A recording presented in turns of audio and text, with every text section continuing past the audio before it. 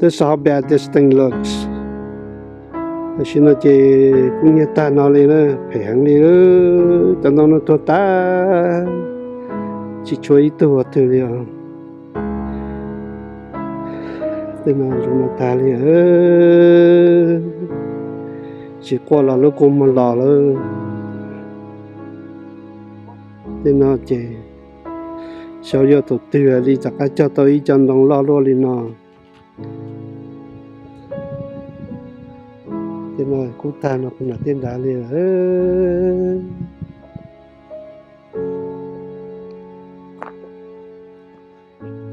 tạo tên nó tên là thầu tua nó mà mình hành động cho xe nó tụi con nó với cho giống cầu ta kia à ta xin nói trong nó sẽ sao hãy lò liền hãy cho tôi thấy chỉ lúc có một lò thằng đó giờ lúc này lúc xong ăn chi là giờ tí tu tí năng từ lúc xưa chuyển ra chuyển chẳng về mà rồi tên mình đã cho rồi trong con nào cũng nhất nhưng có học bầu chỉ cho chi đi là nó tên nó chỉ chia cái thứ to là rồi chia chơi tên nhỏ nên nó chia là xưa một tổ chia là xưa tên nó chơi cả tiền cho là sẽ để học bổng nhà họ bỏ ra đầu tua là sẽ họ chỉ mua chỉ cho chiเลยอ่ะcho vô lý trả xử lý nó đó đầu tiên đồng nó nên nó chỉ cho tên nhà học bổng nó sẽ nhà cả tiền nhà vô lá nên là lúc học bổng nhà vô lá tua tên nhà cho ý cho nhau cú chỉ xa chỉ nhà nó học bổ vô là tua tôi sẽ cờ thế này cũng nhớ ta thế mình sống bên đông này giờ nhà sư mà cũng nhớ ta đi là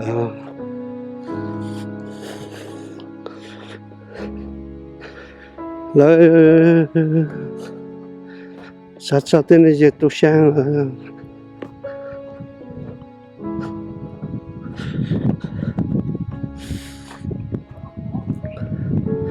luôn cho này cho nên là lúc có mà này xí luôn là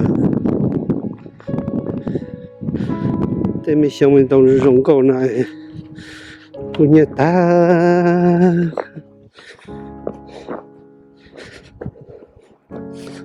lời chỉ bảo thì sao nữa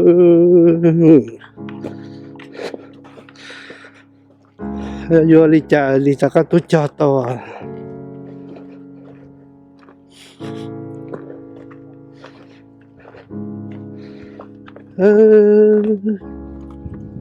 sao nữa ô mà lưỡi tôi lò nó này tôi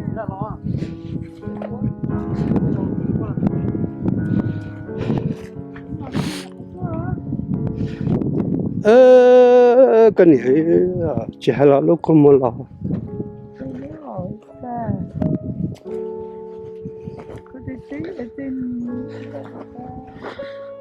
mà vậy nên mình tiêu dùng câu thật kệ mấy tuổi trẻ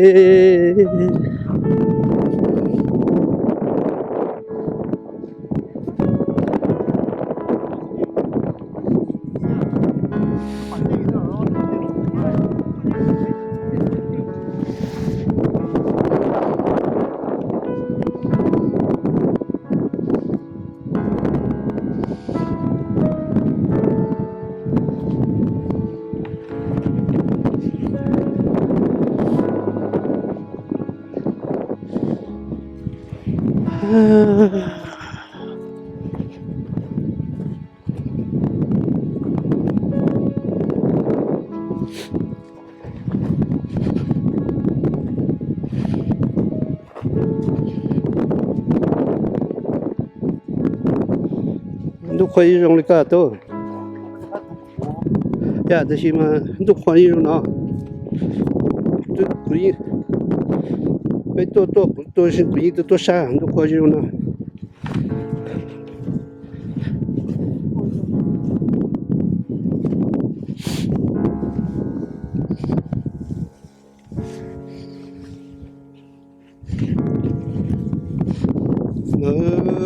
就这边呢，这边呢，没叫吃苦，天呐，那么叫要没干了，但是没叫那里要整要鼓励的，这边呢，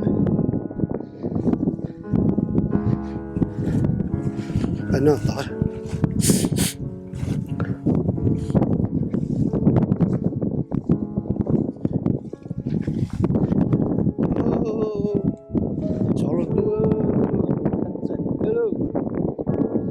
Tao nó mà chấm một chút chấm nhiều hết rồi.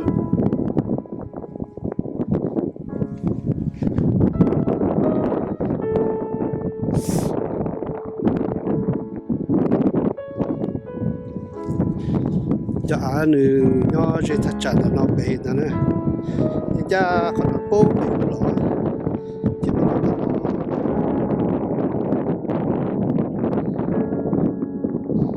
nó sẽ có cho như cái tôi sai thế này. Thế mình xem mình thằng này. Cũng như ta. Thế mình hành động thế mình thủ. Cũng như ta.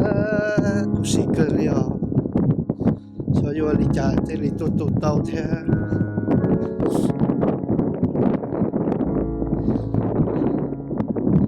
Chỉ bao lì là bây giờ tôi đã chỉ là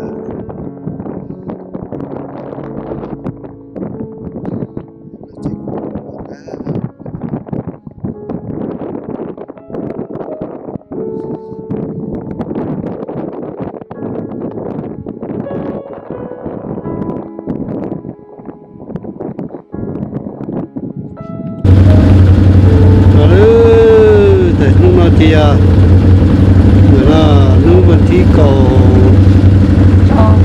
đầu rồi bên mặt tôi cho nó thì cho nó cũng ta đi nữa cho nó thì cho nó cũng như ta đi nữa cho nó sẽ nó ta cũng chỉ cho nó cần gọi nữa inside.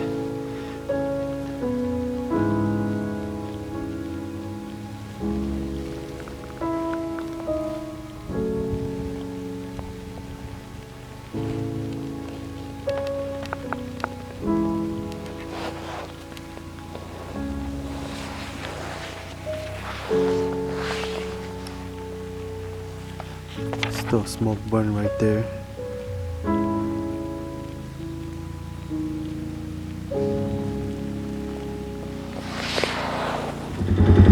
Still part of the greens that are left. Everything else is burned. Trees that assuming the firefighters and then cut down to prevent from spreading more and more. It seems like it's working.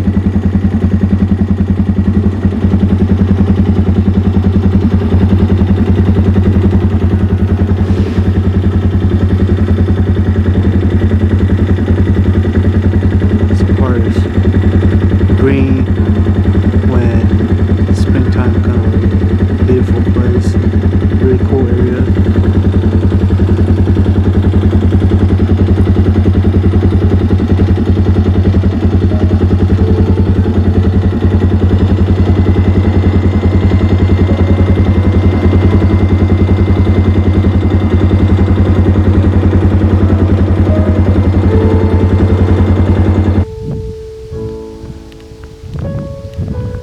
Burnt trees.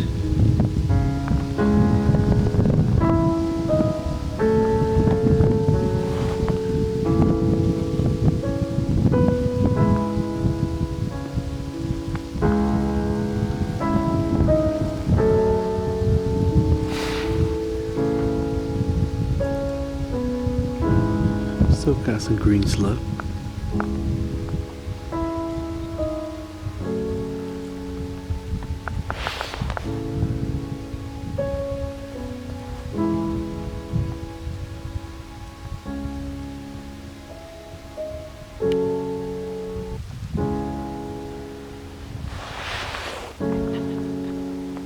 smoky still. National Forest is all the way out there. We're so smoky.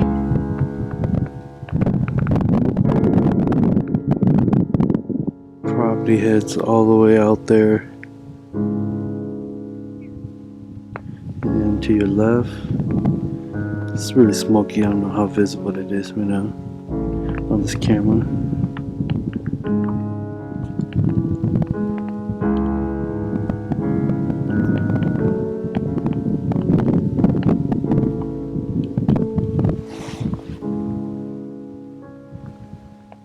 They have to take this road here to stop the fire from spreading this way. But there's nothing over here, just dead.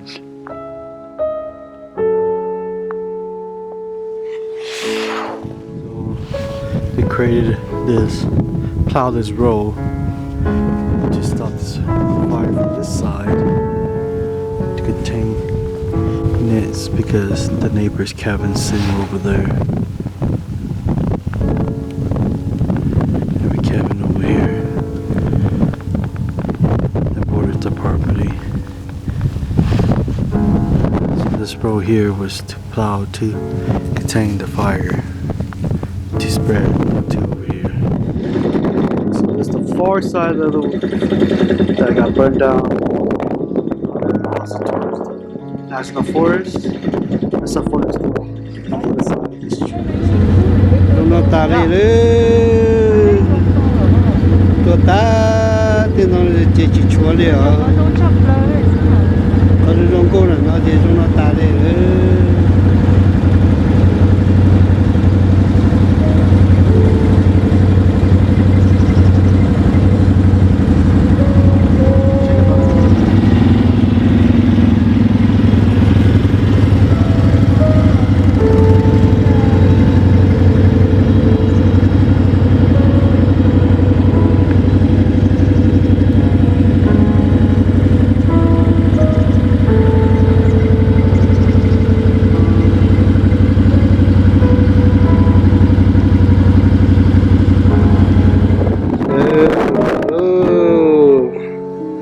Nó nói ra lui gì biết tôi sai chả ta là đâu sai chả nữa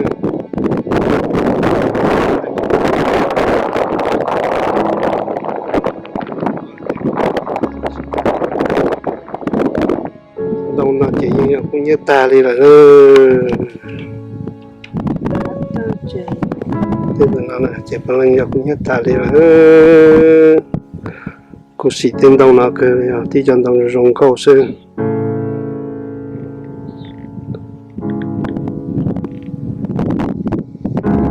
còn chỗ này nhá hả? thì khá chỉ là chỉ